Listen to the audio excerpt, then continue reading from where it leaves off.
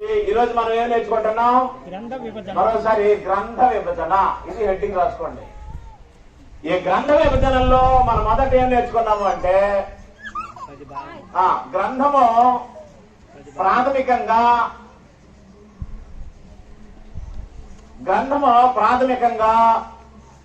3 యుగాలు కలిగింది.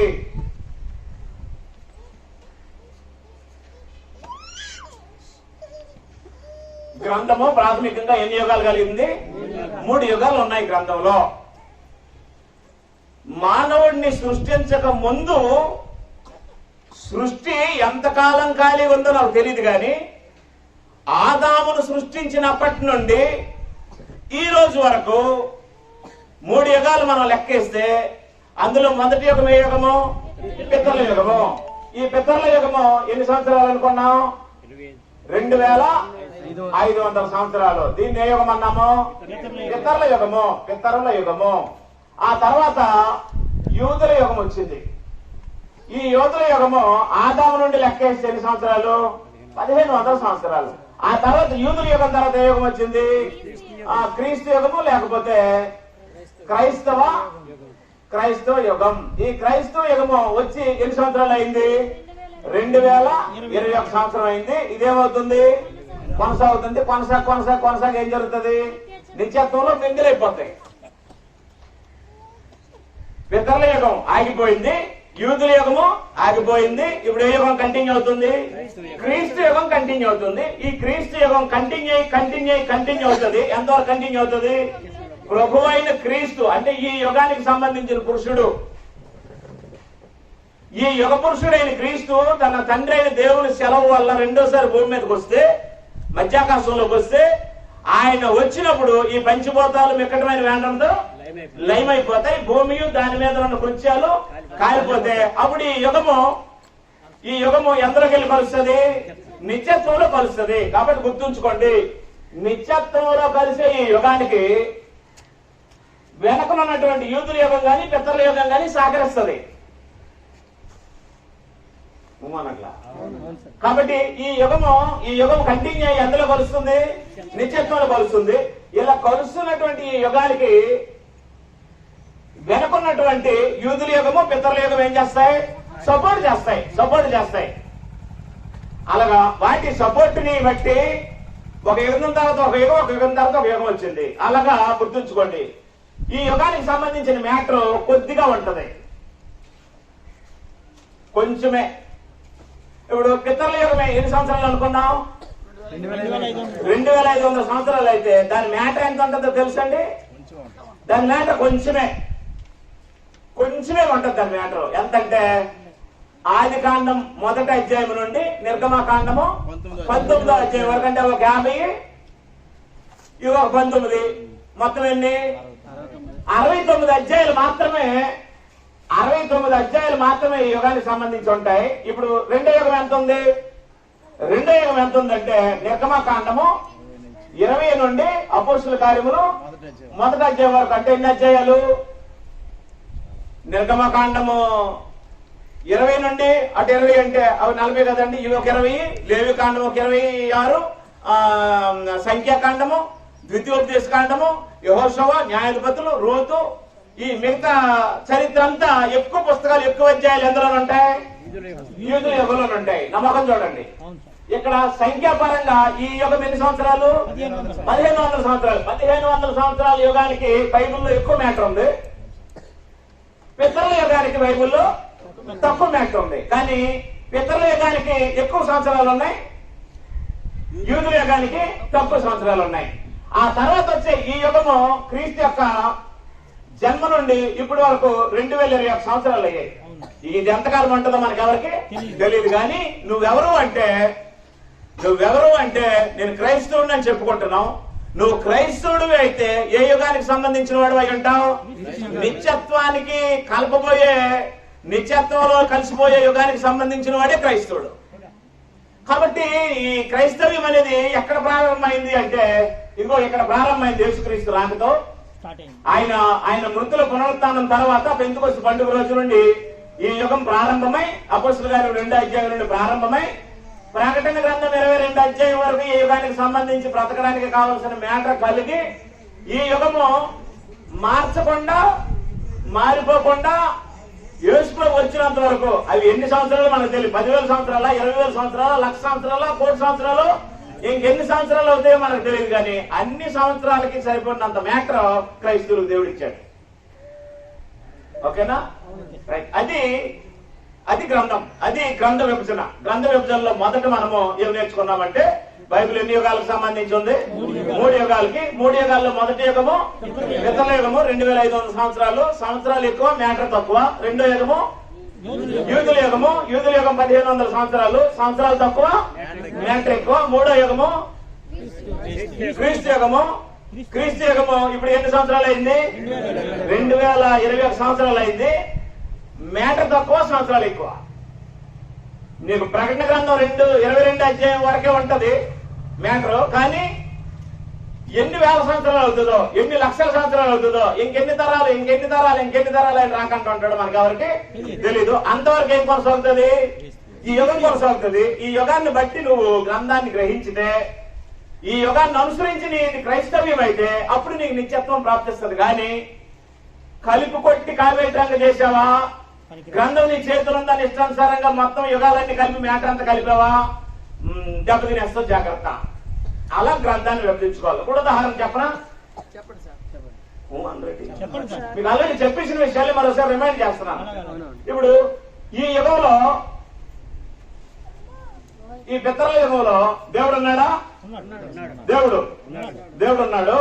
ఈ పితరుల యుగంలో దేవుడు అబ్రహాము, ఇస్సాకు, యాకోబు, యోసేపు అతని అన్నదమ్ములకి నేను ఏ దేవుడిని అని చెప్పాడు? నేను సర్వశక్తి గల దేవుడిని అని చెప్పాడు. ఓకేనా? నిర్గమకాండం 6వ అధ్యాయం. అదే మరియు దేవుడు మోసేతో ఇట్లా నేను ఎవరిని ఎవరు చెప్తున్నారు? దేవుడే. ఎవరితో చెప్తున్నాడు? మోసేతో చెప్తున్నాడు. నేను ఎవరిని? నేను దేవుడినే. కానీ ఏ దేవుడును? నేను యెహోవాను. యెహోవాను ఎవరు చెప్తున్నాడు? మోసేతో చెప్తున్నాడు. ఆ సందర్భం అది. సందర్భం లేని మాటలు చెప్పామా అబద్ధబోధ అయిపోతుంది. నేను ముందు చెప్పాను, సాతాను యేసుప్రభు దగ్గరికి వచ్చి వాక్యమే చెప్పాడు. కానీ ఎలా చెప్పాడు? సందర్భాన్ని పక్కన పెట్టి చెప్పాడు వాక్యం. సందర్భాన్ని పక్కన పెట్టి వాక్యం చెప్తే చదిదన్నం కూడా విషయమైపోతాయి. మీరు ఎప్పుడైనా వాక్యాన్ని దాని సందర్భంలో చదివి సందర్భాన్ని గ్రహించలేదనుకోండి, ఆ వాక్యం తిరిగి ఏమైపోద్ది? అబద్ధబోధ అయిపోద్ది. వాక్యం బైబిల్లో నుండి తిరిగి ఏమైపోద్ది? అబద్ధం అయిపోద్ది. సత్యవాక్యమే దాని సందర్భాన్ని తప్పిస్తే ఏమైపోద్ది? అబద్ధం అయిపోద్ది. కాబట్టి సాతాను వాక్యమే చెప్పాడు, కానీ ఎలా చెప్పాడు? సందర్భాన్ని తప్పించి చెప్పాడు. సందర్భాన్ని తప్పించి చెప్పడం వల్ల సాతాను ఏమన్నాడు? జాగ్రత్త. చెప్పనా మీకు? మత్తయి సువార్తలో తీకండి. అని ఏం చెప్పాడంటే, చెట్ట చివరిగా శోధించడానికి వచ్చినప్పుడు, ఇదిగో ఈ లోకము వాటి మహిమ నీకు ఇస్తాను, అవి నాకు ఇవ్వబట్టే నీకు ఇచ్చేస్తాను, నువ్వు నాకు నమస్కారం చేయి అన్నాడు. ఎవరిని? అప్పుడు యేసుప్రభు ఏమన్నాడు? నమస్కారం అనేది చేయవలసి వస్తే ఎవరు చేయాలి? నీకు చేయకూడదు, నాకు చేయకూడదు. ఎవరు చేయాలి? దేవుడికి చేయాలి అన్నాడా లేదా? కాబట్టి సాతానా, నీ ప్రభువుని దేవుణ్ణి మాత్రం మొక్కి ఆయన్ని మాత్రము సేవించాలని చెప్పి క్లియర్ గా చెప్పాడు కదండి. కాబట్టి ఇప్పుడు నమస్కారం చేస్తే ఎవరు చేయాలి? దేవుడికి చేయాలి. ఆరాధిస్తే ఎవరిని ఆరాధించాలి? దేవుడిని ఆరాధించాలి. మరి సాతాను వచ్చి తప్పు చెప్పాడా, రైట్ చెప్పాడా? యేసుప్రభుని మొక్కడం, యేసుప్రభుని సేవించడం, యేసుప్రభుని ఆరాధించడం అని చెప్పాడా లేదా? అప్పుడు యేసుప్రభు ఎవరిని ఆరాధించమన్నాడు? తండ్రి నా దేవుడిని ఆరాధించండి, ప్రభువుని ఆరాధించండి అని చెప్పాడు కదా. నాకు నమస్కారం చేయమంటే నీకు నమస్కారం చేయమంటే ఏంటి అన్నాడా? అనలేదే. నువ్వు నాకు నమస్కారం చేయి, లోక మహిమ నీకు ఇచ్చేస్తానని సాతాను అంటే, నాకు నమస్కారం చేయమని బైబిల్లో ఉంది అన్నాడా? దేవుడికి నమస్కారం చేయమని ఉంది అన్నాడా? అదే యేసుప్రభు సమరయ స్త్రీ దగ్గరికి వెళ్ళాడా లేదా? ఒకసారి మా యోహాను సువార్త నిర్గమకాండం ముయ్యకండి. యోహాను సువార్త 4వ అధ్యాయం 20వ వచనం. అమ్మా మా పితరులు ఈ పర్వతమందు ఆరాధించరు గాని ఆరాధింపవలసిన స్థలం యెరూషలేములో ఉన్నదని మీరు చెబుతారని సమరయ స్త్రీ యేసు ప్రభుతో అనగా, అమ్మా గుర్తుంచుకోండి, మాట్లాడుతున్నది ఎవరితో మాట్లాడుతున్నాడు? ఎప్పుడు మాట్లాడుతున్నాడు? మొదటి శతాబ్దంలో మాట్లాడుతున్నాడు. ఎక్కడ మాట్లాడుతున్నాడు? సుకారాను ఊరిలో ఉండే యాకోబు బావి దగ్గర మాట్లాడుతున్నాడు. అమ్మా, ఒక కాలము వచ్చి ఉన్నది, ఆ కాలమందు ఈ పర్వతం మీద అయినను యెరూషలేమునైనను అదిగో ఎవరిని ఆరాధించమని చెప్తున్నాడు? తండ్రిని ఆరాధింపరన్నాడు. నా మాట నమ్ము, మీరు మీకు తెలియని దానిని ఆరాధించేవారు, మేము మాకు తెలిసిన దానిని ఆరాధించేవారము అన్నాడు. అంటే ఆయన కూడా ఎందులో ఉన్నాడు?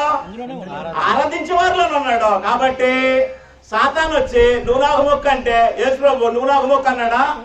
మనం ఎవరికి మొక్కాలన్నాడా? దేవునికి మొక్కాలన్నాడు. సమరయ స్త్రీ దగ్గరికి వెళ్ళి మేము కొండ మీద ఆరాధిస్తాం, మీరు యెరూషలేములో ఆరాధిస్తారంటే నన్ను ఆరాధించండి అన్నాడా? తండ్రిని ఆరాధించండి అన్నాడా? 24వ వచనం చదవండి. దేవుడు ఆత్మ కనుక ఆయన ఆరాధించేవారు ఆత్మతోను సత్యముతోను ఆరాధించండి. తన్ను ఆరాధించేవారు అట్టివారే కావాలని తండ్రి కోరుచున్నాడు. కాబట్టి ఇప్పుడు ఆరాధన అందుకునేవాడు ఎవరు? తండ్రి. ఆరాధన తండ్రికి చెయ్యాలని బుద్ధి నేర్పున్నాడు ఎవరు? కుమారుడు. కాబట్టి కుమారుడు సాతానికి అదే చెప్పాడు, సమరయ స్త్రీకి అదే చెప్పాడు. నువ్వు యేసుక్రీస్తుని ఆరాధిస్తానంటే ఎలా కుదురుతుంది? నేను యేసుక్రీస్తుని ఆరాధిస్తానంటే ఎలా కుదురుతుంది? సందర్భం అర్థం అవ్వలేదా? కాబట్టి ఇప్పుడు సందర్భం తప్పితే విషయం మారిపోద్ది, విషయం మారిపోతే విషయం అయిపోద్ది. సాతాను ఆ రీతిగా బోధిస్తాడు. కాబట్టి నేనేం చెప్తున్నానంటే, గ్రంథం మీద అవగాహన లేనుడికి బోధ మీద అవగాహన ఎలా వస్తుంది? కాబట్టి బోధ మీద అవగాహన రావాలంటే దేని మీద అవగాహన రావాలి? గ్రంథం మీద అవగాహన రావాలి. నిర్గమకాండం 6వ అధ్యాయం 2వ వచనంలో, మరియు దేవుడు మోషేతో ఇట్లా నేను ఎవరిని? నేను యెహోవానని ఎవరితో చెప్తున్నారు? దేవుడే ఎవరితో చెప్తున్నాడు? మోషేతో చెప్తున్నాడు. నా పాయింట్ సమాధానం చెప్పండి. ఇక్కడ దేవుడు మోషేతో చెప్తున్నాడా? ఇక్కడ దేవుడు మోషేతో మాట్లాడుతున్నాడా? దేవుడు ఏ నరుడితోనైనా డైరెక్ట్ గా మాట్లాడతాడా? అక్కడ సందర్భం ఏంటి? సందర్భం చెప్తే నా మొహం చూడండి. కాబట్టి ఇక్కడ ఏం జరిగిందంటే 40 సంవత్సరాలు ఐగుప్తు దేశంలో ఉన్నాడా మోషే? ఫరో కుమార్తె యొక్క కుమారుడుగా 40 సంవత్సరాలు బతికిన తర్వాత ఒక రోజు ఐగుప్తు చంపేసుకోలో పాతాడా? గొర్రెలో పండే పాతిన విషయం ఆయనకు తెలిసిపోయిందా? తెలిసిపోయినప్పుడు ఫరో మోషేని చంపాలనుకున్నాడా? చంపాలనుకున్నప్పుడు మిథ్యాను వెళ్ళిపోయాడా? మిథ్యాను వెళ్ళిపోయి 40 సంవత్సరాలు మేకలు కాసాడా? మందలు కాయలేదా? మందలు కాసి ఆయన 5 కూతుర్లు దాన్ని పెళ్లి చేసుకున్నాడా? పెళ్లి చేసుకున్నాడు. పిల్లలు కాసాడా లేదా? అవి 40 సంవత్సరాలు. మొత్తం ఎన్ని సంవత్సరాలు? 80 సంవత్సరాల వయసు. ఎవరికి? మోషేకి. 80 సంవత్సరాల వయసులో మందలు మేపడానికి సీనాయి పర్వతం దగ్గరికి వెళ్ళాడు. అక్కడ చదువుతున్న ఆ ప్లేస్ లో అది సీనాయి పర్వతం. అది అక్కడ సీనాయి పర్వతం అని ఉందో లేదో నాకు తెలియదు, కానీ అది సీనాయి పర్వతమే అని అపోస్తలుల కార్యములు 7వ అధ్యాయంలో ఉంది. అది తీసి దీనికి దానికి లింక్ అయ్యేది తెలుస్తుంది. మా బైబిల్ తీయడానికి అంత బద్ధకంగా ఉందన్నమాట. వండడానికి బద్ధకం, తినడానికి ఇష్టం అంటే ఎలా కుదురుతుంది? పండిందాకా వండలేనోడు వండిందాకా వండగలనా? కాబట్టి సత్యం తెలుసుకోవాలంటే మరి ఆ మాత్రం తీయాలి కదా. అపోస్తలుల కార్యములు 7వ అధ్యాయము 29వ వచనం తీయనివ్వండి. దయచేసి ముందు తీసిన వాళ్ళు ఎవరు చదవకండి. నేను బైబిల్ నేర్పించేవాడిని కాబట్టి, మీరు నాకు టీచర్ అని పేరు పెట్టారు కాబట్టి మీకు దాని మూలాన్ని స్పష్టంగా చెప్పవలసిన బాధ్యత నా మీద ఉంది. కాబట్టి తీసాకే చెప్తాను. ఇప్పుడు చదవండి. మోషే ఆ మాట విని, ఈయన ముందు తీశారు కాబట్టి మోహన్ గారు చదువుతారు. చదవండి. మోషే ఆ మాట విని, ఎక్కడంటే ఆ ప్లేస్ చదవండి ముందు. 40 ఏండ్లైన పిమ్మట సేనాయి పర్వతారణ్యమందు ఒక పొదలోని అగ్నిజ్వాలలో ఒక దేవదూత అతనికి అగపడి, చదవండి, మోషేతో ఇట్లా నేను ఆ దర్శనానికి మోషే ఆశ్చర్యపడ్డాడు. ఆ నిదానించి చూడడానికి దగ్గరికి వెళ్ళాడు. నేను నీ పితరుల దేవుడు. నేను ఎవరి దేవుడును అంటే దేవదూత మోషే పితరుల దేవుడా? మాట్లాడుతున్నది ఎవరు? దేవదూత. ఎక్కడ మాట్లాడుతున్నాడు? సినాయి పర్వతం అరణ్యంలో పొదల నుంచి మాట్లాడుతున్నాడు. మాట్లాడే దేవదూత దేవుడా? దూత. దూత ఎవరు పంపిస్తే వచ్చాడు? దేవుడు పంపిస్తాడు. నోరు ఎవరిది? దూతది. వర్తమానం ఎవరిది? కాబట్టి దేవుని వర్తమానం ఎవరి నోటంటే వస్తుంది? దూత నోటంటే వస్తుంది. మీకు పాయింట్ అర్థమైందా? ఇదే స్పాట్, ఇదే వ్యక్తి ఇదే విషయాన్ని నిర్గమకాండ రాజ్యంలో మాట్లాడుతున్నాడు మోహన్ రెడ్డి. కానీ అక్కడేమన్నాడు? నేను నీ పితరుల దేవుడిని అన్నాడు కదా. ఇక్కడ కూడా మాట ఉంటుంది, కింద చదవండి. నేను నీ పితరుల దేవుడును, అబ్రహాము దేవుడును, ఇస్సాకు దేవుడును, యాకోబు దేవుడిని అని చెప్పాడు. నోడు దేవదూత కాడా? చెప్పినోడు ఎవరు? దేవదూత. చెప్పించినోడు ఎవరు? కాబట్టి సందర్భం ఏంటి? ఇశ్రాయేలీయులనే అబ్రహాం సంతానాన్ని ఐగుప్తులో నుంచి బయటికి తీసుకురావడానికి మోషేని సిద్ధపరుస్తున్న రోజులు కదా. కాబట్టి మోషే సిద్ధపరచబడుతున్నప్పుడు ఏం జరిగిందంటే నిర్గమకాండం 6వ అధ్యాయము 2వ వచనంలో నేను యెహోవాను అని అన్నోడు యెహోవా. మీకు అర్థం అవ్వలేదా? నేను యెహోవా అని మోషేతో మాట్లాడుతున్న సందర్భంలో నేను యెహోవా అన్నోడు యెహోవా దేవదూత. కాబట్టి యెహోవా అనే నామాన్ని ఎవరి ద్వారా దేవుడు బయలుపరుస్తున్నాడు? దేవదూత ద్వారా సీనాయి పర్వతారణ్యంలో మోషేకి తెలియజేస్తున్నాడు. అది మీకు అర్థమైతే దేవుడు డైరెక్ట్ గా ఏ నోటితోనూ మాట్లాడు. మరి ఎవరి ద్వారా మాట్లాడతాడు? దూతలతో మాట్లాడతాడు, ప్రవక్తల ద్వారా మాట్లాడతాడు. దానికి ఆధారం ఎబ్రీ పత్రిక 1వ అధ్యాయం 1వ వచనం. పూర్వకాలముల యందు నానా సమయంలోనూ నానా విధములుగా మన పితరుల ద్వారా ప్రవక్తల ద్వారా మన పితరులతో మాట్లాడిన దేవుడు ఈ జనముల అంతమంది తన కుమారుని ద్వారా మాట్లాడతాడని చెప్పి చివరన ఈ పరిచర్య చేయడానికి దేవదూతలు కూడా ఏర్పాటు చేసుకున్నాడు. వారు సేవకులైన ఆత్మలు అన్నాడు. మరి తీకండి ఇప్పుడు 1:14 అండి. అయితే అక్కడ విషయం ఏనండి, మోషే ఈ సందర్భంలో ఎక్కడ ఉన్నాడు? సీనాయి పర్వతం దగ్గర ఉన్నాడు. మోషేతో మాట్లాడడానికి పరలోకం నుంచి ఎవరు వచ్చారు? వచ్చినటువంటి దూత నేను యెహోవా అని అన్నాడా లేదా? అన్నాడు. కానీ దూత యెహోవా పంపించిన దూత. కాబట్టి ఇప్పుడు దూత సమాచారం ఎవరు తెస్తున్నాడు? ఇన్ఫర్మేషన్ పరలోకం నుంచి తెచ్చాడు. కానీ నోరెవరిది? దూతదే. ఇప్పుడు నేను వాక్యం చెప్తున్నాను. నోరెవరిది? నాది. వాక్యం ఎవరిది అండాలి? దేవుడిది అండాలి. దూత తన నోటిని దేవుని వాక్యానికి ఉపయోగించినప్పుడు దూత కూడా ఏది పడితే చెప్పింది దేవుని వాక్యం అంటే దూతకి పళ్ళోడు కొట్టి నోరు సీర్చేస్తాడు దేవుడు. ఇప్పుడు నేను ఈ స్థానంలో నిలబడి ఎవరి వాక్యం అని చెప్తున్నాను? దేవుని వాక్యం అని మీకు చెప్తున్నప్పుడు మీరు విశ్వాసంతో వచ్చి ఏది పడితే నమ్మేస్తారు కదా. నమ్మిన మీకేమవదు, చెప్పిన నాకు తొక్క తీసేస్తాడు దేవుడు. అంచేత సత్యవాక్యమును సరిగా విభజించడం నేర్చుకున్నప్పుడు బోధలకు దిగబ్బాయి తొందరపడవలసిన అవసరము లేదు. అందుకు మీరు అనేకులు బోధకులు అవ్వద్దు. బోధకులమైన మనము మరి కఠినమైన తీర్పు పొందుతామన్నాడు. నేను యెహోవాను. మీకు అర్థమైంది కదా.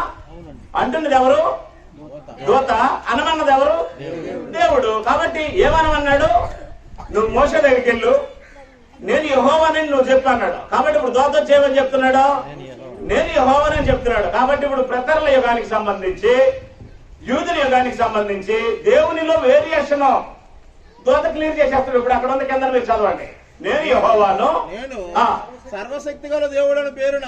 ఇప్పుడు నేను సర్వశక్తి గల దేవుడు అని పేరున అబ్రహాము, ఇస్సాకు, యాకోబులకు ప్రత్యక్షమైతే కానీ నామము నేను వారికి తెలుపబడలేదు.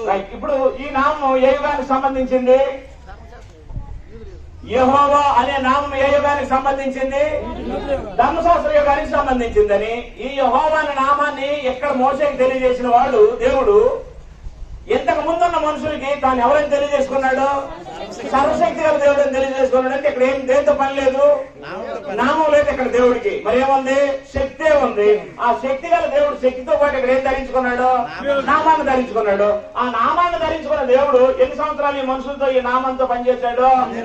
1500 సంవత్సరాలు ఈ నామంతో పనిచేసిన తర్వాత ఏం చేశాడంటే క్రీస్తు యుగంలోకి వచ్చిన తర్వాత ఆ దేవుడే ఈ నామాన్ని పక్కన పెట్టి ఏం చేశాడంటే ఇక్కడ వరుస పెట్టాడు.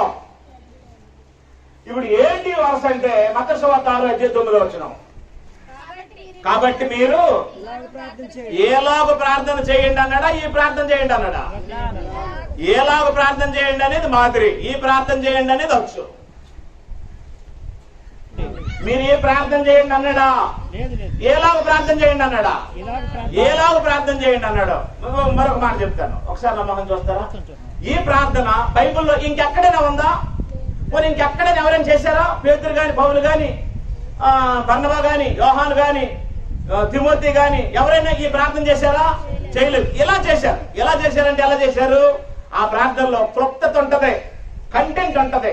ఆ కంటెంట్ ని, ఆ క్లుప్తతని యేసు చెప్పాడు తప్ప ఈ ప్రార్థనే చేయండి అని చెప్పలేదు. అలా చేయవలసి వస్తే ఇక నీ తల్లి కోసమో, తండ్రి కోసమో, అమ్మ కోసమో, లేకపోతే బావ కోసమో, సంఘం కోసం, ఇంకెవరి కోసం ప్రార్థన చేయవలసిన అవసరమో లేదు. చేస్తే ప్రార్థన అందరూ ఏ ప్రార్థన చేయాలి? ఈ ప్రార్థన చేయాలి. ఏ సందర్భంలో చేయాలి? చావైనా, పుట్టిదైనా, బాల్సరైనా, పెళ్ళైనా, శోభనమైనా, విడాకులైనా, చచ్చినా, పుట్టినా, దేనికైనా ఏ ప్రార్థన చేయాలి? ఈ ప్రార్థన చేయాలి. కాబట్టి యేసు ప్రభువు ఏం చేయమనలేదు? ఏ ప్రార్థన చేయండి అనలేదు. ఏం చేయమన్నాడు? ఎలా ప్రార్థన చేయండి. ఆ వేరియేషన్ మిస్ అయ్యారు జనం. ఈలాగ ప్రార్థన చేయండి అండంలో మొదటి సబ్జెక్ట్ ఏం చెప్పాడంటే 9వ వచనం చదవండి. పరలోకమందున్న దేవుడిని యేసు ప్రభువు ఏమన్నాడు?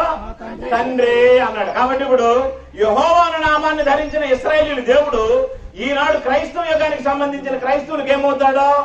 తండ్రి. కాబట్టి ఇప్పుడు పేరు గొప్ప, వరుస గొప్ప.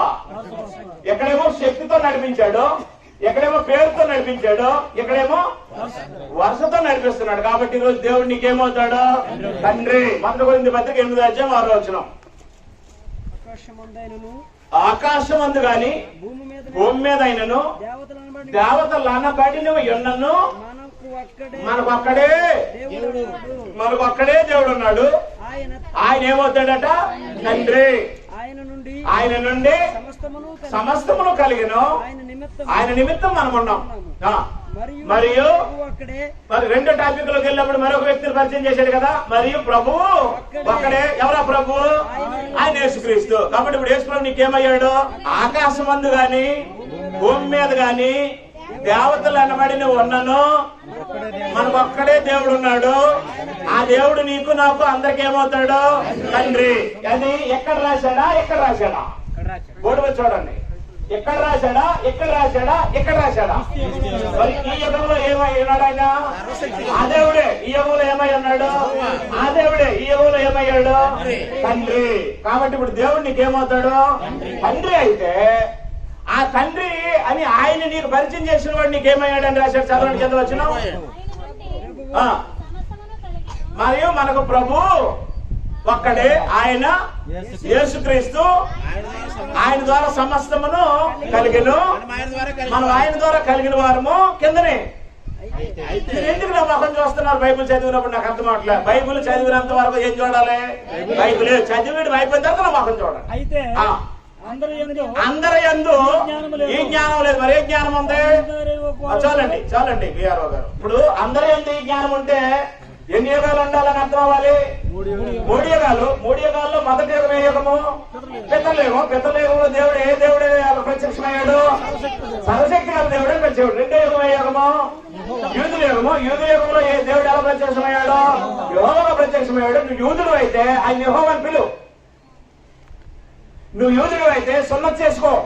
నువ్వు యూదుడు అయితే యెరూషలేము వెళ్ళిపో. నువ్వు యూదుడు అయితే ఏ రోజు ఆరాధించాలి? చప్పట్లు కొట్టి శనివారం ఆరాధించుకో. కాబట్టి నువ్వు యూదుడు కాకపోతే ఈ నామంతో నీకే విధమైన సంబంధము లేదు. అలాగైనప్పుడు నువ్వు ఇప్పుడు ఏ యుగానికి సంబంధించి ఉన్నావు? నువ్వు క్రైస్తవుడు అయితే దేవుడు నీకేమవుతాడు? నీకు తండ్రి అవుతాడు. తండ్రి అయితే నువ్వేమవుతావు? బిడ్డ అవుతావు. కాబట్టి ఇప్పుడున్న బంధం ఏ బంధము? తండ్రి బిడ్డల బంధం. అయితే ఈ తండ్రికి ఈ పాపిని బిడ్డగా చేసినోడు మధ్యలో ఉన్నాడు కదా, క్రీస్తు. ఈయన ఏమవుతాడు? ప్రభు అవుతాడట. కాబట్టి ఇప్పుడు ఏమని చెప్పింది బైబిల్? అందరికీ తండ్రి అయిన దేవుడు ఒక్కడే, అందరికీ ప్రభు అయిన యేసుక్రీస్తు ఒక్కడే. ఇక్కడ మీరు అందరున్నా సరే, మీరు 10 మంది ఉంటారా, 100 మంది ఉంటారా, 1,00,000 మంది ఉంటారా, ప్రపంచం అంతా ఉంటారా, మీరు ఎంతమంది ఉన్నా సరే మీ అందరికీ ప్రభు యేసుక్రీస్తు, మీ అందరికీ తండ్రి దేవుడు. ఈ జ్ఞానము అందరి యందు లేక ఏం చేస్తున్నారు? ఎవరు తండ్రి, ఎవరు ప్రభు, ఎవరు పరిశుద్ధాత్మ, ఎవరు ఏ కాలంలో దేవుడు ఎవరితో ఎలా మెలిశాడు అనేది తెలియకుండా గ్రంథము ఆ వ్యక్తులకు సంబంధించి విభజన ఎలాగిచ్చింది అన్నది తెలియకుండా గ్రంథం పట్టుకొని బయలుదేరి యేసుని అయ్యి చేసి తండ్రిని పక్కన పెట్టారు. మరొక అడుగు ముందుకేసి ఏం చేశారంటే ఆ యేసే మొదట సృష్టికర్తగా సృష్టించాడు, ఆ యేసే తర్వాత యేసుగా వచ్చాడు, ఆ తర్వాత ఆ యేసే పరిశుద్ధాత్మగా మళ్ళీ దిగాడు. కాబట్టి ఒక్కడు ఎన్ని పాత్రలు వేసాడు? 3 పాత్రలు వేసి త్రియాక దేవుడు అని చెప్పి త్రిత్వం అని పెట్టారు జనము. బైబిల్ చెప్పలేదు అలాగా, అర్థమవట్లేదా? కాబట్టి బైబిల్ తెలియకుండా బైబిల్ బోధించడం ఏంటి? బైబిల్ మీద అవగాహన లేకుండా బైబిల్ పట్టుకు తిరగడం ఏంటి? బైబిల్ తెలియకుండా బోధకుడు అవతారం ఎత్తడం ఏంటి? జాగ్రత్త. ఎవరితో చెలగట మాడుతున్నారు? ఈ రోజు తీర్పు లేదని, ఈ రోజు దేవుడు ఏమనుకోడని, ఈ రోజు ఏది చెప్పినా చలమని అయిపోతున్నారని దైవజనులుగా దిగిన వాళ్ళు ఉన్నారు కదా. దేవుడు అదల్లా హెబ్రీయులకు రాసిన పత్రిక 12వ అధ్యాయము 28-29 వచనాలు చదవండి. మనము నిశ్చలమైన రాజ్యం పొంది దైవ కృప కలిగి ఉందము. ఆ కృప కలిగి వినయ భయభక్తులతో గుర్తుంచుకో. ఎలా సేవ చేయాలట? వినయ భయభక్తులతో దేవునికి ప్రీతికరమైన సేవ. ఏ సేవ చేయాలట? దేవునికి ప్రీతికరమైన సేవ చేయడము. అలా చేయకపోతే ఏం జరుగుతుందట? మన దేవుడు దహించు అగ్ని అయి ఉన్నాడు. కాబట్టి తప్పించుకోవడానికి ఎవరికి అవకాశము లేదు. ఏం జరుగుతుందంటే నీ సేవ కాలిపోద్ది, నువ్వు కాలిపోతావు. అంత పని చేసుకోకుండా ఉండాలి అంటే ఫస్ట్ ఏం చేయాలి? దేని మీద అవగాహన పెంచుకోవాలి? ఫస్ట్ బేస్మెంట్ తీసుకోండి. రండి బేస్మెంట్ వేస్తాను నేను. నా పనే ఇది, దీనికోసమే నియమింపడ్డాను నేను. నా పని ఏంటంటే ముందు గ్రంథం ఏంటో తెలుసుకోండి, ఆ తర్వాత బాధ ఏంటో చేతురు. గ్రంథం మీద అవగాహన లేకుండా బాధ చేయకండి. ఇదిగో గ్రంథమే గ్రంథాన్ని విభజించుకుంది, నేను విభజించలేదు. ఎఫెసీయులకు రాసిన పత్రిక 1వ అధ్యాయం గ్రంథాన్ని విభజించుకుందని చెప్పాను నేను. గ్రంథమే గ్రంథాన్ని విభజించుకుంది. 20వ వచనంలో మీరు చదవకండి, నేను చదువుతాను. ఆయన ఆ బలాత్సయం చేత క్రీస్తుని మృతుల్లో నుండి లేపి సమస్తమైన అధికారం కంటేను, ఆధిపత్యం కంటేను,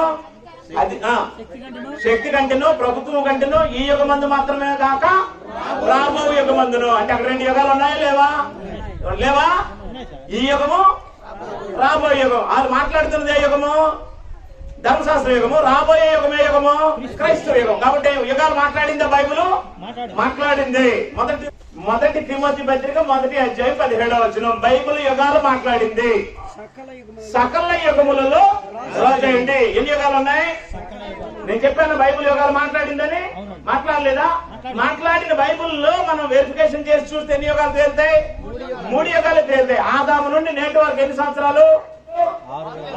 అంతే, అంతర్మించి సంఖ్యలు. యువతలు ఆదాం పట్టక ముందు ఎన్ని సంవత్సరాలు ఖాళీగా ఉందో మనకి ఎవరికి తెలీదు. దాన్ని క్యాలిక్యులేట్ చేసి కొంతమంది కోట్ల సంవత్సరాలు, లక్షల సంవత్సరాలు, లక్షల కోట్ల సంవత్సరాలు అంటున్నారు కదా. లక్షల కోట్లు కాకపోతే మిలియన్ కోట్లు అనుకునేవాళ్ళు. మనకేమి? మనకు దానికి సంబంధం లేదు కదా. మనకి ఎక్కడి నుంచి సంబంధం? ఆదాము నుండి యోసేపు వరకు ఒక యుగం. ఓకేనా? అప్పుడు యోసేపు వారి అన్నదమ్ములైన ఇశ్రాయేలీయుల నుండి యేసుప్రభు వచ్చినంత వరకు మరి యుగం. అప్పుడు యేసుప్రభు చనిపోయి సమాధి చేయబడి 3వ దినాన్ని లేచి పరిశుద్ధాత్మను అనుగ్రహించిన దినము నుండి నేటి వరకు ఒక యుగం. ఈ యుగం యొక్క అంతం అవల ఏమవుతుంది? కొనసాగుతుంది. కొనసాగి ఎంతలోకి వెళ్తుంది? యుగము నిత్యత్వంలో కలిసిపోద్ది. ఆ నిత్యత్వంలో నువ్వు కలాలి అంటే నువ్వు ఏ యుగానికి సంబంధించిన మనిషివై ఉండాలి. నీ మ్యాటర్ ఏది? నీ యుగం ఏది? నీ బాధ ఏది? నువ్వు ఏ యుగానికి సంబంధించి ఉంటే నిత్యత్వంలో కలుస్తావని జాగ్రత్తగా చూసుకో. అది ఇంకో ప్రమాదం ఉంది. ఇంకో ప్రమాదం ఏంటంటే ఇదంతా బైబిలే కదా. ఏది? ఇదంతా బైబిలే కదా. ఇదంతా బైబిలేనని ఎక్కడ కలపకూడదు, ఎక్కడ కలపకూడదట. అక్కడే చూసుకోండి అని దేవుడు చెప్పాడు. కాబట్టి ఇక్కడ ఉన్నోళ్ళు, ఇక్కడ ఉన్నటువంటి నోవహు వాడు చేయడానికి అవకాశము లేదు. ఎక్కడ ఉన్నోళ్ళకి సున్నత ఉంది, ఎక్కడ ఉన్నోళ్ళకి ఏమి లేదు, సున్నత లేదు. ఎక్కడ ఉన్నోళ్ళకి ధర్మశాస్త్రం ఉంది, ఎక్కడ ఉన్నోళ్ళకి ధర్మశాస్త్రము లేదు. అలాగా చాలా జాగ్రత్తగా గ్రంథాన్ని పరిశీలించాలి. ఓకేనా? రైట్. ఒకే దేవుడు ఎన్ని యుగాల్లో ఉన్నాడు? అన్ని యుగాల్లో ఉన్నాడు. అన్ని యుగాలు అంటే ఎన్ని యుగాలు? 3 యుగాలు. 3 యుగాల్లో మొదటి యుగం ఏ యుగమో? పితరుల యుగమో. ఎన్ని సంవత్సరాలు? 2500 సంవత్సరాలు. దేవుడు అబ్రహాం, ఇస్సాకు, యాకోబు, యోసేపులతో ఎలా వ్యవహరించాడు? నేను యెహోవాని అని చెప్పాడా? సర్వశక్తి గల దేవుడు అని చెప్పాడా? క్లియర్ అయిపోయింది కదా. అప్పుడు ఆ దేవుడే మోషే దగ్గరికి వచ్చాడు. 80 సంవత్సరాల వయసు ఇప్పుడు మోషేకి. వచ్చి మోషేతో ఏం చెప్పాడు?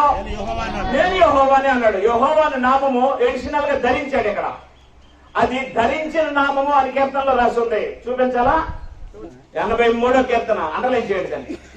18వ వచనం. యెహోవా అను నామము ధరించాడట. నేను చెప్పాను కదా, ఏ నామం అది? ధరించిన నామము. ధరించిన నామము మళ్ళీ ఏం చేశాడు దేవుడు? పని అయిపోయిన తర్వాత పక్కన పెట్టాడు. పక్కన పెట్టి ఏం చేశాడు? నామం కంటే దేన్ని హెచ్చించాడు? వాక్యాన్ని హెచ్చించాడు. కాబట్టి ఈ కాలంలో ఏం చెప్పాడు తెలిసిన? ఎవడైనా యెహోవా నామమును వ్యర్థంగా ఉచ్చరిస్తే వాడిని నిర్దోషిగా ఎంచొద్దు. వాడిని ఏం చేయమన్నాడు? రాజు కూడా చంపించండి అన్నాడు. అన్నాడా లేదా? ఆ దేవుడే ఈ యుగం వచ్చేసరికి ఏమన్నాడు? నామం కాదు, ఇక్కడ దేన్ని ఎక్కువ చేశాడు? వాక్యాన్ని. ఎవడైనా వాక్యానికి ఏదైనా కలిపి జరిపితే వాడికి జీవవృక్షంలో పాలు ఉండదని చెప్పాడు. చెప్పలేదా? ఇక్కడ దేన్ని అతిక్రమించకూడదు అన్నాడు, అపవిత్రపరచకూడదు అన్నాడు నామాన్ని. ఇక్కడ దేన్ని చెడగొట్టకూడదు అన్నాడు, బోధని. అది బైబిల్, అది బోధ, అది పద్ధతి, అది నేర్చుకునే వరుస, అది దేవుడితో పెట్టుకునే బంధం, అది దేవుడిని తెలుసుకునే పద్ధతి, అది దేవుణ్ణి ప్రజెంట్ చేయవలసిన వాడికి ఉండవలసిన నాలెడ్జ్. యుగాలు ఎన్ని ఉన్నాయని చెప్పాను? మూడు యుగాల్లో దేవుడు అక్కడే. ఆ దేవుడే ఇక్కడ ఏ దేవుడు అని పిలువబడ్డాడు? ఆ దేవుడే ఇక్కడ ఏ దేవుడు అని పిలువబడ్డాడు? ఆ దేవుడే ఇక్కడ దేవుడు అని పిలువబడ్డాడు. ఆ దేవుడు నీకేమయ్యాడు? తండ్రి అయ్యాడు. కాబట్టి ఇప్పుడు నీకు దేవుడికి దేంతో సంబంధం ఏర్పాటు చేశాడు? నీకు వరుస అవుతాడు దేవుడు. ఏ వరుస అవుతాడు? ఆయన నీకు తండ్రి, నువ్వు ఆయనకి ఏమవుతావు? కుమారుడు. ఈ వరుసని నీకు ఏర్పాటు చేసింది ఎవరు? యేసు ప్రభు. కాబట్టి యేసు ప్రభు ఈ వరుసని ఏర్పాటు చేసి వెళ్ళిపోయాడు. వెళ్ళిపోయిన తర్వాత ఏం చేశాడంటే, ఈ నిత్యత్వాన్ని ఎవడైనా సంతరించుకోవాలి, ఇక్కడికి ఎవడైనా రావాలి అంటే ఈ యేసు ప్రభువులో బ్రతకండి అని చెప్పాడు కదా. కాబట్టి అది బైబుల్, అది పద్ధతి. ఆ రకంగా బైబుల్ని మనం చదివినప్పుడు దేవుడు ఏ కాలంలో ఎవరితో ఎలా వ్యవహరించాడో, ఈ కాలంలో మనతో ఎలా వ్యవహరిస్తాడో అనే విషయం అర్థమవుతుంది. లేకపోతే బైబిల్ అర్థం అవడానికి అవకాశము లేదు. ఆరాధించాలి, తండ్రిని ఆరాధించాలి కాదా. అయితే ఇక్కడ యేసు ప్రభు వచ్చి ఏం చేశాడు అంటే, మనల్ని అన్యజనులుగా ఉన్నాం కదా, ఈ అన్యజనులైన మనల్ని యేసు ప్రభు అంటుకట్టాడు అనమాట. ఇక్కడ అన్యజనుల్లో నుంచి అబ్రహాముని తీసుకున్నాడు. ఇక్కడ ఇశ్రాయేలీయులు అన్యులు కాదు. ఇప్పుడు ఎక్కడికి వచ్చి ఏం చేశాడంటే, అన్యజనులైన మనకి యేసు ప్రభుకి సంబంధం ఏర్పాటు చేశాడు. అందుకు యేసు ప్రభు వచ్చాడు. అలా రావడం అనేది దేవుడు అబ్రహాముకు చేసిన వాగ్దానం అట. ఈ వాగ్దానం ప్రకారం యూదులు అన్యులు ఏమవుతారు? యాక్షరీరం అవుతారు. యాక్షరీరం అంటే ఒక సంఘం అవుతారట. ఎఫెసీయులకు రాసిన పత్రిక. ఈ హేతువు చేత అన్యజనులైన మీ నిమిత్తము క్రీస్తు యేసు యొక్క ఖైదీనైన పౌలుని నేను ప్రార్థించున్నాను. మీ కొరకు నాకు అనుగ్రహింపబడిన దేవుని కృప విషయమైన ఏర్పాటును గురించి మీరు విని ఉన్నారు. ఎవరు విన్నారు? రాస్తున్నారు ఈ పత్రిక? పౌలు రాస్తున్నాడు. ఎవరికి రాస్తున్నాడు? ఎఫెసీయులో ఉండే సంఘానికి రాస్తున్నాడు. ఆ సంఘంలో ఎవరున్నారు? అన్యజనులు ఉన్నారు. కాబట్టి ఇప్పుడు ఇది స్పెషల్ గా ఈ అధ్యాయం ఎవరికి మెన్షన్ చేశాడు? అన్యజనులు రాశాడు. కాబట్టి అన్యజనులు బట్టి అన్యజనుల కోసం దేవునికి ఒక ఏర్పాటు ఉందని రాశాడా లేదా? ఆ ఏర్పాటు ఏంటో చూద్దాం. ఎట్లనగా 3వ వచనం, ఎట్లనగా క్రీస్తు మర్మము దేవ దర్శనము వలన నాకు తెలియపరచబడిన సంగతిని మునుపు సంక్షేపముగా మీకు, అంటే ఇది కాక ఇంతకు ముందు ఒకటి రాశాడు. ఇదే పత్రిక కాదు ఎఫెసీకి. ఇంతకు ముందు ఏం చేశాడు? ఇంతకు ముందు ఒకటి రాశాడు, మళ్ళీ ఇప్పుడు ఒకటి రాస్తున్నాడు. ఎన్ని పత్రికలు వెళ్ళాయో మనకు తెలియదు, కానీ ఇంతకు ముందు రాశాను అన్నాడా లేదా? రాశాడు, మళ్ళీ ఇప్పుడు రాస్తున్నాడు. 4, మీరు దానిని చదివిన ఎడలా దానిని బట్టి ఆ క్రీస్తు మర్మమును గూర్చి నాకు కలిగిన జ్ఞానమును గ్రహించుకొనగలరు. అన్యజనులు ఏం గ్రహించుకోవాలట? క్రీస్తు మర్మాన్ని గ్రహించాలట అన్యజనులు. ఆ జ్ఞానము ఎవరికి ఇచ్చాడు? పౌలుకి ఇచ్చాడు. ఓకేనా? కాబట్టి పౌలు జ్ఞానం దేనికి సంబంధించింది? క్రీస్తు మర్మానికి సంబంధించింది. క్రీస్తు మర్మం ఎవరికి సంబంధించింది? అన్యజనులకు సంబంధించింది. పౌలు పత్రిక రాస్తున్నాడు. చరపత్రిక అంటారు దీన్ని. ఎఫెసీ పత్రిక, ఫిలిప్పీ పత్రిక, కొలస్సీ పత్రిక, ఫిలోమోను పత్రిక, చరణం రాశాడు. ఈ 4 పత్రికలు ఏ పత్రికలు అన్నారు? జైలు పత్రికలు అన్నారు. అందులో మొదటిది ఎఫెసీ పత్రిక. ఎఫెసీయులకు రాస్తే ఏమన్నాడంటే, అన్యజనులైన మీకు దేవుని బట్టి ఒక ఏర్పాటు ఉంది. ఆ ఏర్పాటును అనుసరించిందే దేవుని సంకల్పము, అదే జ్ఞానం నాకు ఇచ్చాడు. నేను రాస్తున్నాను, మీరు చదువుకోండి అన్నాడు. కాబట్టి అన్యజనులు కూడా ఎవరి మనసులోనే ఉన్నారు? దేవుని మనసులోనే ఉన్నారు. ఆ దేవుని మనసులో నుండి అన్యజనుల ఏర్పాటుని ఎవరికి బయలుపరిచారు? దేవుడు పౌలుకు బయలుపరిస్తే. ఇప్పుడు పౌలు ఎవరికి రాస్తున్నాడు? అది ఎఫెసీయులకు రాస్తున్నాడు. ఎఫెసీలో అన్యులు ఉన్నారు, వారికి బయలుపరిచి ఏం చెప్పాడు చూడండి. ఈ మర్మం ఇప్పుడు ఆత్మమూలముగా దేవుని పరిశుద్ధులకు అపోస్తలులకును ప్రవక్తలకును బయలుపరచబడి ఉన్నట్టుగా పూర్వకాలంలో మనుషులకు తెలియపరచబడలేదు. కాబట్టి ఈ మర్మం ఎవరికి తెలిసింది? అపోస్తలులకే తెలిసింది. ఇంతకు ముందు మనుషులు ఎవరికి తెలియలేదు. అలా తెలియలేదు అని చెప్పి ఆయన అన్నాడు. ఈ మర్మం ఏదనగా అన్యజనుల సువార్త వలన. అన్యజనులు అంటే ఎవరు? యూదులు కాని వారు. యూదులు ఎక్కడ ఉన్నారు? బోధి మీద చూసి చెప్పండి. యూదులు ఎక్కడ ఉన్నారు? ఏ యుగంలో ఉన్నారు? ధర్మశాస్త్ర యుగంలో ఉన్నారు. కాబట్టి ఇప్పుడు ఎవరి గురించి మాట్లాడుతున్నాడు? యూదుల కోసం మాట్లాడుతున్నాడా? అన్యుల కోసం మాట్లాడుతున్నాడు? అన్యుల కోసం మాట్లాడుతున్నాడు. ఈ మర్మం ఏదనగా అన్యజనులు సువార్త వలన, ధర్మశాస్త్రం వలన, సువార్త వలన. ధర్మశాస్త్రం వలన అయితే యూదులు అన్యజనులు చేర్చుకుంటారా? చేర్చుకోరు. మీకు ఒక కథ చెప్పనా? కథ అంటే మీకు ఇంట్రెస్ట్ కదా. ఓ తండ్రి ఉన్నాడటమ్మా. తండ్రికి ఎంతమంది కొడుకులు? ఇద్దరు కొడుకులు ఉన్నారు. ఈ ఇద్దరు కొడుకుల్లో చిన్నోడు వచ్చి ఏం చేశాడట? ఆస్తివాడు కదా తండ్రి. డాడీ నా ఆస్తి నాకు ఇచ్చే, అన్నయ్యకి నాది నాకు సెటిల్ చేసేస్తే నేను డెవలప్ చేసుకుంటాను, ఏదో ఏడుస్తాను అన్నాడు. అప్పుడు తండ్రి ఇద్దరిని సమానంగానే చూస్తాడు కదా. చిన్న కొడుకు ఆస్తిని చిన్న కొడుకు ఇచ్చాడు, పెద్ద కొడుకు తెరుంచాడు. ఈ చిన్న అబ్బాయి ఆస్తి అంతా ఏం చేశాడు? ప్యాక్ చేసుకుని క్యాష్ రూపంలో మార్చుకొని ఇది పట్టుకొని ఎక్కడికి వెళ్ళిపోయాడు? విజయవాడ, గుడివాడ, గుంటూరు వెళ్ళిపోయాడు అనుకోండి. దూరదేశానికి, దూర ప్రాంతానికి వెళ్ళిపోయి ఈ ఆస్తి అంతా ఏం చేశాడు? ఆర్పేసి తగలబెట్టుకున్నాడు. వేసులతోని హోటల్కి వెళ్ళి 5 స్టార్ హోటల్ అంటూ లేకపోతే ఎక్కడో పనికిమాల పనులు చేసి పట్టుకెళ్ళి డబ్బు అంతా ఏం చేశాడు? తగలబెట్టేశాడు. మొత్తం అంతా పాడైపోయింది. తినడానికి ఏమి లేక పందులు కాసే ఉద్యోగం చేశాడు. అప్పుడు పందులు కాస్తున్నప్పుడు ఏం జరిగిందంటే, మీకు మధ్యాహ్నం వేళ పందులు పొట్టు తింటున్నాయి కదా. ఆ తింటున్నప్పుడు ఈయనకు ఆకలేసి ఆ పొట్టు తింటున్న పందులకైనా అది ఉంది కానీ నాకు అది కూడా లేదని ఆకలితో బాధపడ్డాడు. అప్పుడు ఆకలితో బాధపడినప్పుడు ఎవరు గుర్తొచ్చారు? వాళ్ళ నాన్న గుర్తొచ్చాడు. మా తండ్రి ఉన్నాడు కదా, మా తండ్రి ఏంటి ఎంతో మందికి అన్నం సమృద్ధిగా దొరుకుతున్నది, ఇదేంటి అలాంటి వాడికి కొడుకున్నాయండి, నాకు గెంజి లేదని బాధపడ్డాడు. నా మాటకు నా కథ వినండి, వాక్యం అర్థమైనా పూర్తిగా, కనీసం కథనే వినండి. అప్పుడు వెంటనే ఎవరు గుర్తొచ్చారు? తండ్రి ఇంటికి వెళ్ళిపోతాను, మా ఊరు వెళ్ళిపోతాను. అయితే ఒక రిక్వెస్ట్ పెడతాను మా డాడీ ముందు. ఏంటంటే, తండ్రి నేను నీకు విరోధముగా పరలోకం విరోధంగా పాపం చేశాను, నీ కుమారుని అనిపించుకోవడానికి యోగ్యుడును కాను, కానీ ఆకలితో చచ్చిపోతున్నాను, నీ పనుల్లో ఒకడికి వేసినట్టు కొంచెం కూడు పడిస్తే చాలంటే ఆ కూడిని దొరికి ప్రాణం నిలబడతాను అనుకుని వచ్చాడట. వచ్చాడో లేదా? వచ్చేసి అక్కడెక్కడో పక్క అవతల నిలబడ్డాడు. తండ్రి అప్పుడు తండ్రికి తెలిసింది, అమ్మ కృష్ణ గారు లాంటి ఎవరో చూసి, ఏమండి మీ అబ్బాయి వచ్చాడండి, ఊరవతల సిగ్గుపడిపోతున్నాడు అండి, రాలేకపోతున్నాడు అనేసి అన్నాడట. అలాగా అని అప్పుడు వెంటనే తండ్రి ఏం చేశాడు? పరిగెత్తుకుంటూ వెళ్ళి కుమారుని కౌగులించుకొని ఉంగరం పెట్టి చెప్పులు తొడిగించి ఆ కుమారుని గానా భజనాలతో సంతోషంగా ఇంటికి తీసుకొచ్చి పార్టీ చేసి మంచి ప్రభువుల మాంసంతో విందు చేసేసాడు. కుమారుడు పనోడుగా ఉండాలనుకుని వస్తే దేవుడు ఏ స్థానం ఇచ్చేసాడు? కుమారుడు స్థానం ఇచ్చాడు. ఈ లోపు ఇంటి దగ్గర ఈ అడవిడి చూసి ఆయన వస్తున్నాడు. అడిగాడు. అడిగేసరికి ఏంటి మా ఇంటి దగ్గర ఈ అడవిడి ఏంటి సంగతి అంటే, అప్పుడు వాళ్ళు ఏం చెప్పారు? మీ తమ్ముడు వచ్చాడని మీ నాన్న ఏర్పాటు చేసాడని అని చెప్పారు. ఆవిడ పెద్ద కుమారుడు ఏం చేశాడు? అల్లిగాడు అనమాట.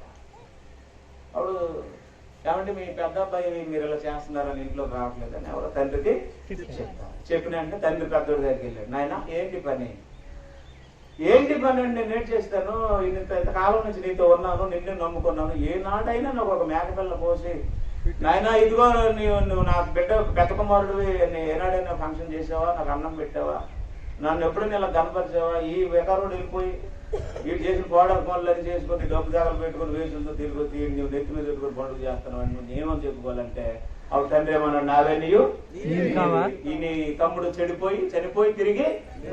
ఇది కదా, ఇది మీ అందరికి తెలిసిందే కదా. 100 సార్లు పాఠాలు చెప్పేసి ఉంటారు కదా మీకు. ఆ చెప్పకపోయినా మీరు సండే స్కూల్లో అంటేనే విని ఉంటారు కదా. ఎవరు ఇద్దరు కొడుకులు అంటే, తప్పిపోయిన కుమారుడు అన్యులకు సాదృశ్యమైన వాడు, తండ్రి దగ్గర ఉన్న కుమారుడు యూదులకు సాదృశ్యమైన వాడు. కాబట్టి ఇప్పుడు దేవుడు ఈ కథ చెప్పి ఏం సాధించాలనుకున్నాడు? ఆయన అనాది సంకల్పంలో యూదులు అన్యులు ఏం చేయాలనుకున్నాడు? కాబట్టి ఒక్క తప్పిపోయిన కొడుకు ఎవరి సాదృశ్యంగా ఉన్నాడు? అన్యులకు సాదృశ్యంగా ఉన్నాడు. ఈ తండ్రి దగ్గర ఉన్న పెద్ద కొడుకు ఎవరికి సాదృశ్యంగా ఉన్నాడు? యూదులకు సాదృశ్యంగా ఉన్నాడు.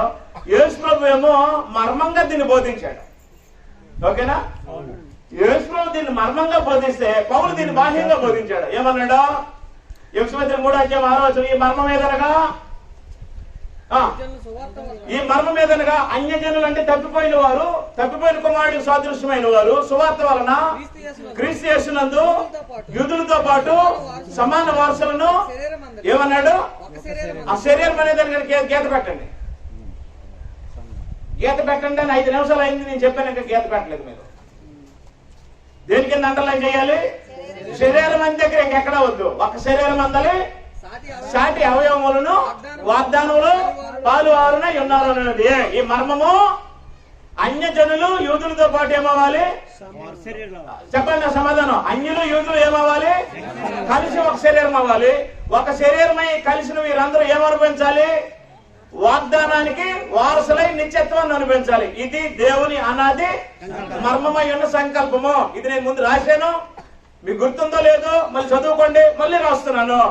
ఈ ఇద్దరు కొడుకులు ఎవరికి సాదృశ్యంగా ఉన్నారు? ఒకడు అన్యులకు సాదృశ్యంగా ఉన్నాడు, ఇంకొకడు యూదులకు సాదృశ్యంగా ఉన్నాడు. ఇప్పుడు వీళ్ళిద్దరిని ఏం చేశాడు తండ్రి? కలిపి ఒక ఇంట్లో పెట్టాడు. దాన్ని ఏమన్నాడు? శరీరం అన్నాడు. శరీరం అంటే బైబిల్ ఇచ్చే డెఫినేషన్ ఏంటి? సంఘము. ఎఫెసీ పత్రిక 1వ అధ్యాయం, ఎఫెసీ పత్రిక 1వ అధ్యాయం 22వ వచనం. మరియు సమస్తమును ఆయన పాదముల క్రింద పెట్టి సమస్తము పైని ఆయనంటే క్రీస్తుని సంఘమునకు శిరస్సుగా నియమించెను. క్రీస్తుని సంఘం మీద శిరస్సుగా నియమించింది ఎవరు? దేవుడు నియమించాడు. కాబట్టి క్రీస్తు సంఘానికి ఏమయ్యాడు? శిరస్సు అయితే ఆ కింద వచనం చదవండి. ఆ సంఘము.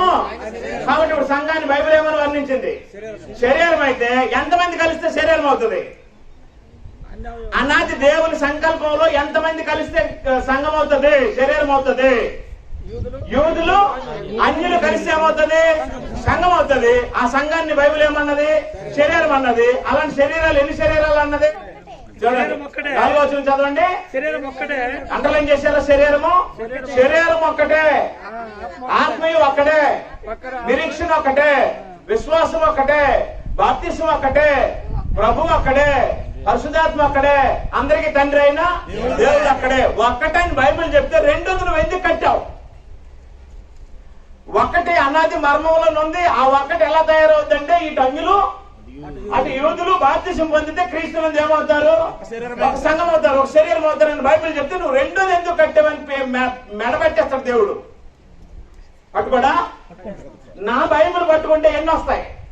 ఒకటే వస్తుంది. నా బైబిల్ పట్టుకుని నువ్వు రెండెందుకు కట్టావు అంటే నేను ఎక్కడ పెట్టుకుంటాను? నా పేకనే. కాబట్టి నేనేం చెప్తున్నానంటే వద్దు, సేవ చేసే ముందు బైబిల్ చదివి సేవ చేయండి. బైబిల్ అంటే ఏంటో తెలుసుకొని సేవ చేయండి. నష్టమేమి లేదు. ఒకవేళ తెలియదు అనుకోండి, రండి నా దగ్గరికి, నేను చెప్తాను. నా దగ్గరికి రండి, నేను చెప్తాను బైబిల్ అంటే ఏంటో. ఆనాడు అపోస్తలులకు దేవుడు అనుగ్రహించిన మహాజ్ఞానాన్ని గ్రంథంలో దేవుడు ఉంచాడు. దాన్ని అదే పనిగా మేము స్టడీ చేస్తే దేవుడు మాకు బయలుపరిచాడు ఆ జ్ఞానాన్ని. మేము అదే చెప్తున్నాం, కానీ మా సంఘం కట్టండి అని చెప్పట్లా. ఏ సంఘం కట్టండి అని చెప్తున్నాం? బైబిల్ సంఘం కట్టండి అని చెప్తున్నాం. బైబిల్ సంఘం అంటే ఎన్ని సంఘాలని అర్థమో? ఒక సంఘమే. మనుషులు ఏమంటున్నారు తెలుసా? మీ సంఘం వేరు, మా సంఘం వేరు. మీ ఆరాధన వేరు, మా ఆరాధన వేరు. మీ సిద్ధాంతం వేరు, మా సిద్ధాంతం వేరు. మీ విశ్వాసం వేరు, మా విశ్వాసం వేరు. బైబిల్ అలా చెప్పిందా? చూపించండి. బైబిల్ అలా ఉందేమో మీ బైబిల్లోనైనా చూపించండి. ఏ బైబిల్లోనైనా చూపించండి. మీది వేరు, మాది వేరని లేదే. ఎఫెసీ పత్రిక 4వ అధ్యాయం 1-16 వచనంలో ఆత్మ కలిగించి ఐక్యం కలిగిన వాడు ఎవడో అలా మాట్లాడట. కాబట్టి నీకు పరిశుద్ధాత్మ ఉంటే, లేఖనాలు తెలిస్తే, లేఖనాలు ఏం చెప్తున్నాయంటే అనాది దేవుని సంకల్పం ఒక్కటే. ఆ సంకల్పంలో దేవుడు అందరికీ తండ్రిగా ఉండాలనుకున్నాడు. ఇదిగో ఈ యుగంలో శక్తివంతుడిగా వాళ్ళకి అనుగ్రహించబడ్డాడు. ఈ యుగంలో నామాన్ని బట్టి పవిత్రమైన పరిశుద్ధమైన నామాన్ని ధరించి వారికి అనుగ్రహించబడ్డాడు. ఈ యుగంలో ఆయన నీకేమైపోయాడు? తండ్రి అయ్యాడు. నీకు ఎప్పుడు తండ్రి? నీకప్పుడు తండ్రి అంటే నీకప్పుడు అపోస్తలులు క్రీస్తునందున్న సంకల్పాన్ని బయలుపరిచారో అప్పుడు నీకు తండ్రి. గాని నీకు నోరందని పిలిస్తే తండ్రి తండ్రి దేవుడు తండ్రి కాడు కదా. తండ్రి అని పిలవడం మనుషులకు తెలుసా తెలీదా? తండ్రిని మీరు దేన్ని బట్టి పిలుస్తున్నారో నాకు తెలియదు, కానీ తండ్రి అని పిలిచే ఒక సమూహం ఉంది. ఆ సమూహం ఎవరు అంటే అన్యజనులు, యూదులు, సువార్త వలన కలిసే సమూహము. ఆ సమూహాన్ని బైబిల్ ఏమంది? సంఘము అంది. అలాంటి సంఘాలు ఎన్ని ఉన్నాయి బైబిల్లో? ఒక్కటే ఉంది. కాబట్టి ఇప్పుడు దేవుడిని తండ్రి అని పిలిచే గ్రూప్ ఏది? ఆ గ్రూపే. ఇంకో గ్రూప్ తండ్రి అని పిలడానికి అవకాశము లేదు. కానీ వాళ్ళు మాకు నోరు ఉందండి మేము పిలుచుకుంటామండి అంటే మీ ఇష్టం, ఒకసారి కాదు కోటిసార్లు పిలుచుకోండి. కానీ దేవుడు మీకు తండ్రి అవ్వాలి అంటే, మీరు ఆయనకి పిల్లలు అవ్వాలి అంటే ఏర్పాటు ఇది. గ్రంథం ఎలా మాట్లాడింది? మీ నోటికి దేవుని సంకల్పానికి సంబంధం ఉండదు. దేవుని సంకల్పానికి మన జీవితానికి సంబంధం ఉంటది. జీవితం ఆయన సంకల్పాన్ని బట్టి నడవలసినటువంటి అవసరం ఉంటది. ఆ సంకల్పాన్ని దేవుడు ఈ రీతిగా బయలుపరి 3 యుగాలు ఉన్నాయి.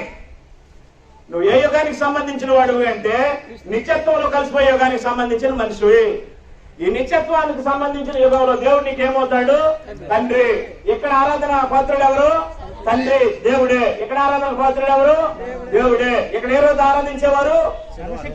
ఇక్కడ ఏ రోజైనా ఆరాధించేవారు. ఆదివారం అయినా, సోమవారం అయినా, మంగళవారం అయినా, బుధవారం అయినా, పొద్దు అయినా, రాత్రి అయినా, తెల్లారైనా, రోజుతో సంబంధం లేకుండా ఎక్కడ ఎప్పుడు పడితే అప్పుడు ఆరాధించు. ఎక్కడ ఆరాధించేవారు? శనివారమే ఆరాధించేవారు. ఎక్కడ పడితే అక్కడ కాదు. ఎక్కడ ఆరాధించాలి? యెరూషలేములో ఆరాధించాలి. ఇప్పుడు ఎక్కడ ఆరాధించాలి? నువ్వు ఎక్కడైనా ఆరాధించుకో, కానీ ఎవరిని ఆరాధించాలి? తండ్రిని ఆరాధించాలి. ప్రభువుని ఆరాధించడానికి కూడుకున్న పేగులు తీసేస్తాను. కాబట్టి దయచేసి మీరు గుర్తుంచుకోండి, బైబిల్ తెలియకుండా బోధ చేయడం చాలా పొరపాటు. స్వాము చేసేవాడికి అడుగులు తెలియకుండా స్వాము చేస్తే తన కర్ర తనకే ఎలాగైతే తగులుకుంటుందో, బైబిల్ తెలియకుండా బోధకు దిగినోడికి బోధిస్తే ఆడికి తగులుకుంటది. గ్రంథం మీద అవగాహన ఉన్నాడు, వినయ భయభక్తులతో సేవ చేసిన వాడే రక్షింపబడతాడు. ఆ రక్షణ నీకు కావాలా? నేర్చుకో. ఆ నాశనాన్ని నువ్వు తప్పించాలా? దిద్దుకో. నీతో పాటు నేను దైవజనుడు నమ్మిన వాళ్ళందరూ నిత్యత్వానికి రావాలా? తప్పులేదు. ఇప్పటికైనా మించిపోయిన అవకాశం ఉంది. అవకాశం చేతులు దాటిపోలే. నువ్వు బ్రతుకున్నావు, ప్రాణంతో ఉన్నావు. రా, గ్రంథం నేర్చుకో, దిద్దుకో, మార్చుకో, ఒప్పుకో. అప్పుడు నిన్ను, నీ బాధని విన్నవారు కూడా రక్షణ పడతారు, లేకపోతే నీకే రక్షణ ఉండదు. అలాగా బైబిల్ విభజించుకుంది. కాబట్టి బైబిల్ విభజన ఇది. కాబట్టి ఎన్ని యుగాలను విభజించాను నేను? 3 యుగాలను విభజించాను. ఈ 3 యుగాల తర్వాత ఏం చెప్పాను అంటే 10 కాలాలు ఉన్నాయి బైబిల్కి సంబంధించి. చెప్పలేదండి? చిన్న బ్రేక్ ఇచ్చిన తర్వాత ఆవిడ 10 కాలాలు ఏంటో చెప్తాను మళ్ళీ. మీ అందరికీ వందనాలు.